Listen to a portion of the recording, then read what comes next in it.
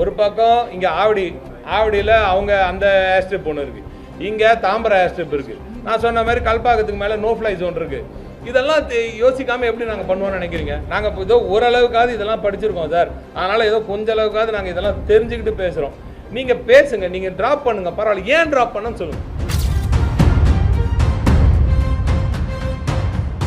Introducing Growth Guarantee Homes from MP Developers.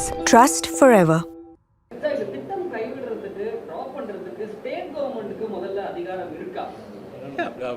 அவங்களுக்கு வந்து அதிகாரம் இருக்குன்னா, ஏன்னா நம்ம தானே இது நம்மளோட திட்டம் சார், இது ஸ்டேட் கவர்மெண்ட் நம்ம வரி பண்ணோம் சார். இன்னொரு விஷயம் நீங்கள் புரிஞ்சுக்கணும், ஏஐஏ கிட்ட ஒரு விஷயம், ஒரு ஏர்போர்ட் அத்தாரிட்டிஸ்க்கு இப்போ வேணுன்றாங்கல்ல, அங்கேயே எக்ஸ்பேண்ட் பண்ணுறாங்கன்னு வச்சுக்கோங்க. ஏதோ பண்ண போகிறாங்கன்னா, சென்னை மீனம்பாக்கத்தில் நீங்கள் இடத்த எடுத்துட முடியுமா?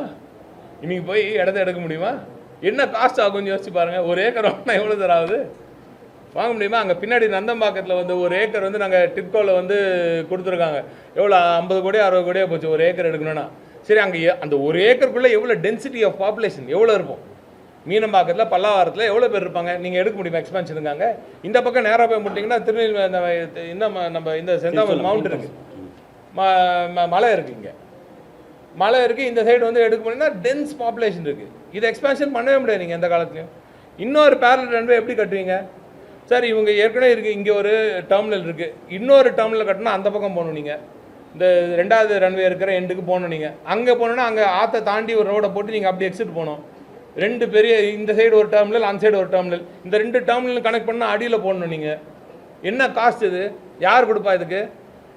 பொறுத்த வரைக்கும் என்ன தெரியுமா, ஏர்போர்ட் அத்தாரிட்டி ஆஃப் இந்தியா பொறுத்த வரைக்கும் எந்த காசு வாங்கினா அவர் வாங்கி வச்சுப்பார். அவர் நாட்டுக்கு ஒன்றுமே, நம்ம தமிழ்நாட்டுக்கு ஒன்றும் கொடுக்க மாட்டார். இதுதான் கோயம்புத்தூரில் நடந்துச்சு. கோயம்புத்தூரில் சண்டை போட்டேன் நான், தலைவர் சொல்லி நான் அவ்வளோ தூரம் போய் போராடினேன். 2000 கோடி கொடுக்குறோம் சார், நம்ம பணம் 2000 கோடி ஒன்றிய அரசு கொடுக்குறோம். நிலத்தை வாங்கி கோவைக்கு கொடுக்குறோம். கோவை விமான நிலையம் விரிவாக்கம் வரணுன்றதுக்காக 2100 கோடி ரூபா கொடுத்தார் தலைவர்.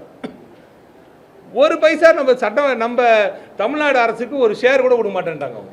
ஏன்னா இதான் எங்கள் ரூலு அப்படின்ட்டான். இதான் வந்து ஏர்போர்ட் அத்தாரிட்டியோட ஸ்டாண்டு.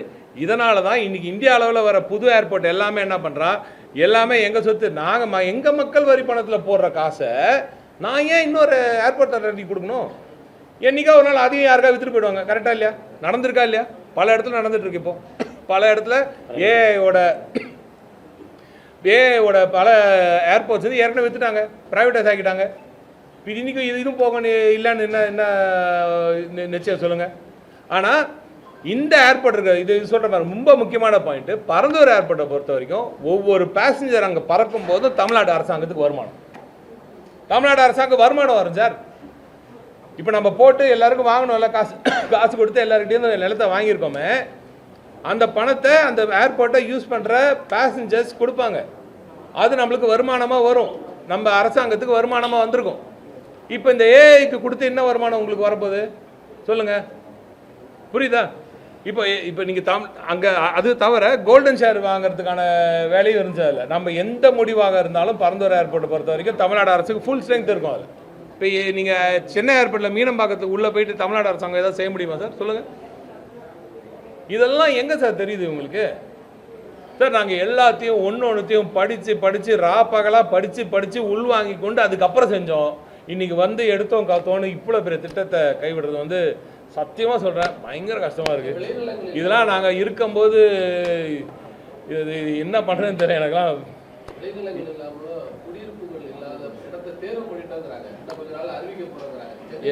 எதை விளைநிலங்கள் இல்லாமல் குடியிருப்புகள் இல்லாமல்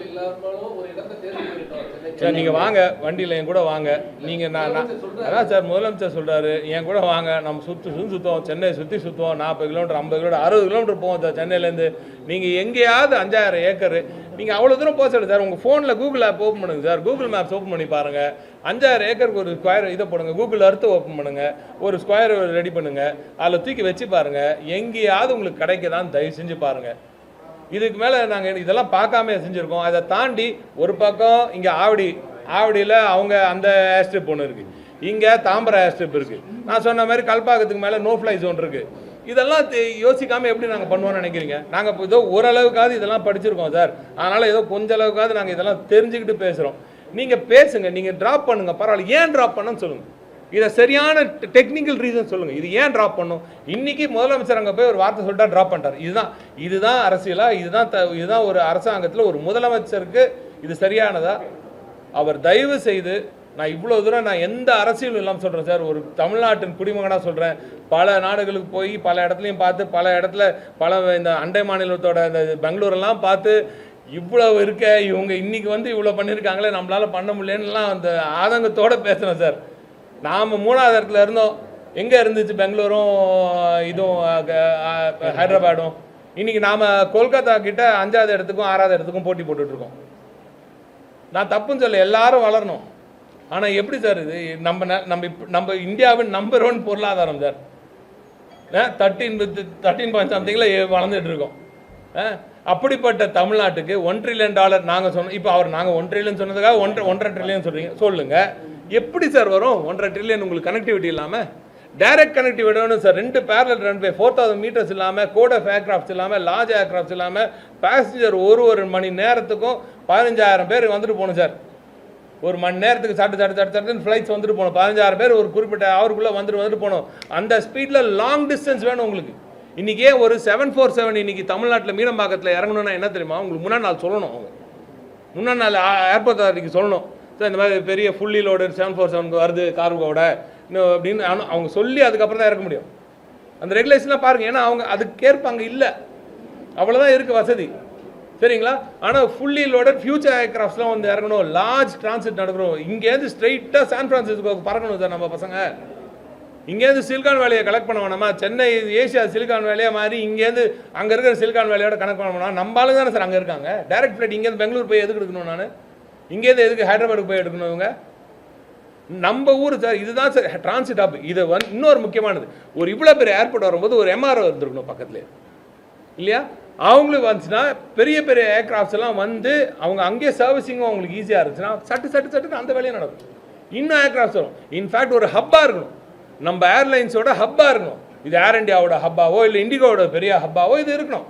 அதற்கு இடம் வேணும். ஃபியூச்சர் ட்ரோன் போர்ட்டையும் சேர்த்து அங்கே டிசைன் பண்ணி வச்சுருக்கோம் நாங்கள்.